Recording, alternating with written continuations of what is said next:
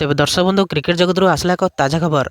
इतिहास रचिले हार्दिक पांड्या एपरी रेकर्ड करिबारे पांड्या प्रथम ऑलराउंडर। तेबे हाँ दर्शक बंधु, भारतीय क्रिकेटर हार्दिक पांड्या दक्षिण आफ्रिका विपक्ष में खेल द्वितीय टी20 मैच रे एक विश्व रेकर्ड स्थापन करिसेंती। से अंतर्जातीय टी20 क्रिकेट रे 1000 रन एवं 100 विकेट पूरण करिबारे विश्वर प्रथम फास्ट बॉलिंग ऑलराउंडर भाबे इतिहास रचिछंती। तेबे धर्मशाला खेल जायथिबा तृतीय टी20 मैच पूर्व पांड्या नाम रे 69 विकेट थिला।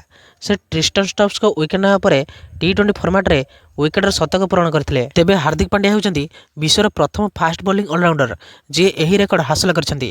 तांको पूर्वरु कौनसी द्रुत बॉलिंग ऑलराउंडर एही कीर्तिमान स्थापन करि पारि नाहंती। तेबे 3 जण स्पिनर पूर्वरु एही रेकर्ड करि सारिछंती।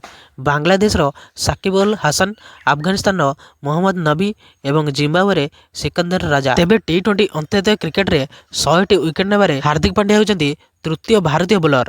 तांको पूर्वरु अर्शदीप सिंह 108 विकेट एवं जसप्रीत बुमरा 101 विकेट नहीं यही सफलता हासिल करिसेंती। तेबे पांड्या एपर्यंत निज टी20 कैरियर रे 100 विकेट नेबा सहित 1939 रन संग्रह कर सारिसेंती। तेबे एही भली प्रकार वीडियो देखिया पई आपण माने एही चैनल को सब्सक्राइब कर दियंतु, कारण एही भली प्रकार वीडियो आपण माने एही चैनल देखिया पाइबे।